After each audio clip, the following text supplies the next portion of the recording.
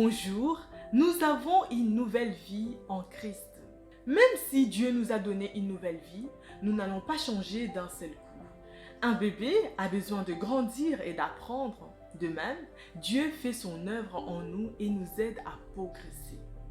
La relation que nous avons entamée avec lui est destinée à se poursuivre tout le reste de notre vie. Colossiens chapitre 2 versets 6 à 7 nous dit « Ainsi donc, tout comme vous avez accueilli le Seigneur Jésus-Christ, marchez en lui, soyez enracinés et fondés en lui, affermés dans la foi telle qu'elle vous a été enseignée, et soyez-en riches, exprimant votre reconnaissance à Dieu. » Lorsque nous avons reçu Jésus-Christ comme notre Seigneur et Sauveur, nous avons commencé une nouvelle vie. Continuons à le suivre et à lui obéir en fondant notre vie et notre foi sur lui seul. Comment marcher avec Christ? Nous devons décider de nous engager en soumettant notre volonté à la sienne. Dès le matin, dès ton réveil, tu dis « Seigneur, j'aimerais faire ça, ça, ça, ça. Quelle est ta volonté ?» Si le Seigneur nous convainc que ça, il ne veut pas, ou alors il nous oriente autrement, nous devons nous soumettre en reconnaissance et en acceptant la puissance du Saint-Esprit en nous. Nous devons être conscients que nous avons une puissance qui nous transporte, le Saint-Esprit. Soyez enracinés et fondés en lui, ça veut dire Christ doit être notre fondation.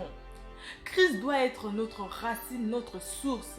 De même qu'une plante, elle tire sa nourriture au sol, dans la terre, et ensuite elle grandit, et après il y a les fruits, une fois mûrs, il y a des fruits qui se manifestent. Et nous aussi, dans les Seigneurs, c'est la même chose. Lorsque nous tirons notre source en Christ, lorsque nous confions en lui, peu importe les défis, ça peut être des défis journaliers, et tout, des problèmes du quotidien. Tu viens, tu parles au Seigneur et tu suis sa volonté. Seule sa volonté doit compter.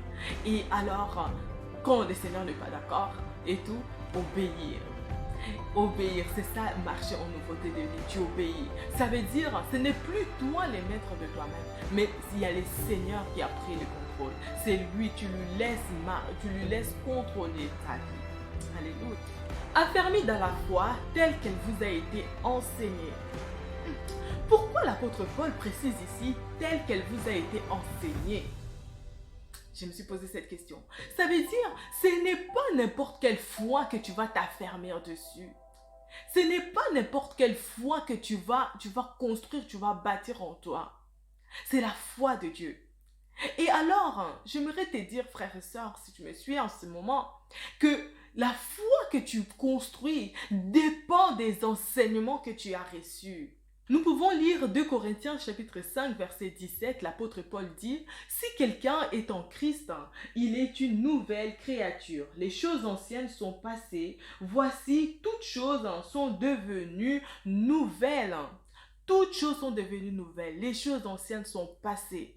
Ce n'est pas que ton corps va changer, ton corps physique va changer. Non. Les chrétiens sont renouvelés à l'intérieur. Le Saint-Esprit leur donne un esprit nouveau. Nous ne sommes pas réformatés ni rééduqués, nous sommes récréés, nous avons une nouvelle vie. Ce n'est pas seulement une page qui se tourne, nous avons un nouveau maître, c'est une nouvelle vie qui commence avec Jésus-Christ. Tu as un nouveau maître. Si autrefois tu étais voleur, tu étais prostituée, et c'est passé, tu marchais selon la chair, tout ça là c'est resté derrière. Tu es une nouvelle personne, une nouvelle créature, tu as été récréé. Ton esprit qui était éteint s'est allumé. Donc il a besoin de nourriture, il a besoin de communiquer avec d'autres frères et sœurs pour t'aider à marcher et à croître dans ta relation, dans ta marche avec le Seigneur. Alors je te propose dans la vidéo sur comment devenir chrétienne, parce que nous avons abordé beaucoup de choses qui pourra vraiment t'aider. Ce renouvellement est une affaire individuelle. Pas seulement, c'est aussi une nouvelle énergie a surgi avec Christ. Certains de vos amis, ne soyez pas étonnés si vous ne vous parlez plus, si après vous n'avez plus les mêmes centres d'intérêt. Nous avons une nouvelle vie en Christ. Nous devons être conscients de ça, qu'il y a une nouvelle personne qui est rentrée en nous. Nous avons une nouvelle identité. Et de lors où tu sais que tu as une nouvelle identité, tu ne peux plus marcher en ancienneté comme tu marchais autrefois, parce que tu n'es plus toute seule. Tu n'es plus seule. Tu as Jésus-Christ que tu dois solliciter. C'est lui qui te laissera jamais tomber. C'est celui-là que tu dois solliciter. Avant toute chose, peu importe le problème, peu importe les défis qui se présentent devant toi, sollicite Jésus. C'est le secret que j'ai découvert.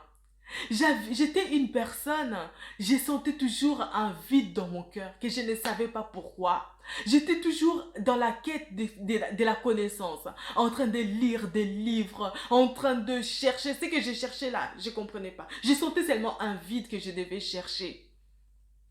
Il y a même mon père qui me demandait, mais yo, c'est comme si tu cherches quelque chose qui n'existe pas. Je ne savais même pas ce que j'ai cherché. Je sentais seulement un vide jusqu'à ce que je rencontre Jésus. Et j'ai compris que ces vides-là que je sentais, c'est Jésus. C'était Jésus-Christ que j'ai toujours eu besoin. C'est Jésus-Christ. Et c'est lui qui se présente aujourd'hui à ta porte. Peut-être que tu n'as pas encore eu l'occasion d'accepter Jésus dans ta vie. Aujourd'hui, je te donne cette possibilité. Il suffit juste de faire une courte prière. Inviter Jésus dans ta vie. Ce n'est pas en multipliant de paroles que tu seras exaucé, mais c'est dans la profondeur, dans la sincérité du cœur que tu invites Jésus de prendre le contrôle de ta vie. Et c'est lui, quand il vient, il remplira ton cœur de son amour. Il remplira ton cœur. Et lorsque tu laisses Jésus marcher avec toi, tu lui laisses prendre le contrôle. Tu lui laisses prendre le contrôle de ton foyer, le contrôle de tes études, le contrôle de ta vie. Lui qui connaît toutes choses, lui qui fait toutes choses pour un but, il va t'amener dans ta vie. Tu verras que ta vie d'avant et ta vie après n'a plus rien à voir. N'a plus rien à voir parce qu'il y a un nouveau maître qui a pris les dessus. Tu peux marcher en nouveauté de vie si seulement tu as invité Jésus-Christ dans ton cœur. C'est la condition sine qua non pour que tu puisses marcher en nouveauté de vie. C'est inviter Jésus-Christ dans ton cœur. Fais cette prière après moi. Seigneur, j'ai entendu parler de toi et je te dis merci. Pardonne mes péchés. Merci d'avoir pardonné tous mes péchés, passés, présents et futurs. Je vais marcher en nouveauté de vie. Prends le contrôle de ma vie. Je te reçois comme mon Seigneur et Sauveur personnel, oh Dieu. Je te reçois, Seigneur, dans ma vie. Prends le contrôle.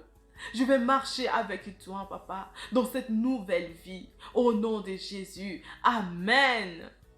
Si tu as fait cette prière avec foi, tu es consciente qu'une nouvelle vie vient de commencer. Alors je t'invite chaque matin à donner la place au Saint-Esprit de te conduire. À chaque instant où tu sens quelque chose dans ton cœur, sollicite le Saint-Esprit. Ne prends plus de décisions seule, comme si tu vivais toute seule. Non, tu ne vis plus seule. Tu as Christ dans ta vie maintenant. Alors dans tout ce que tu dois faire, tu dois le solliciter. C'est sa volonté qui compte. Tu peux avoir une idée de génie, une meilleure idée, mais si Jésus ne te convainc pas, si Saint-Esprit ne convainc pas dans ton cœur, ne fais pas. Écoute, ça va te faire gagner du temps. Alors, je vous propose une tâche. Mettez par écrit ou en commentaire les sentiments que vous éprouvez à l'idée ou à la pensée de savoir que Dieu vous a donné une vie nouvelle. Qu'est-ce que cela signifie? Qu'est-ce que cela a changé dans votre vie? Si vous êtes nouveau ou nouvelle sur ma chaîne, je vous souhaite la bienvenue et je vous invite à vous abonner. Cliquez sur le bouton ou sur ma photo de profil qui s'affiche sur l'écran. On se dit à samedi prochain si Dieu le veut. Que Dieu vous bénisse. Bisous, bisous, bye bye.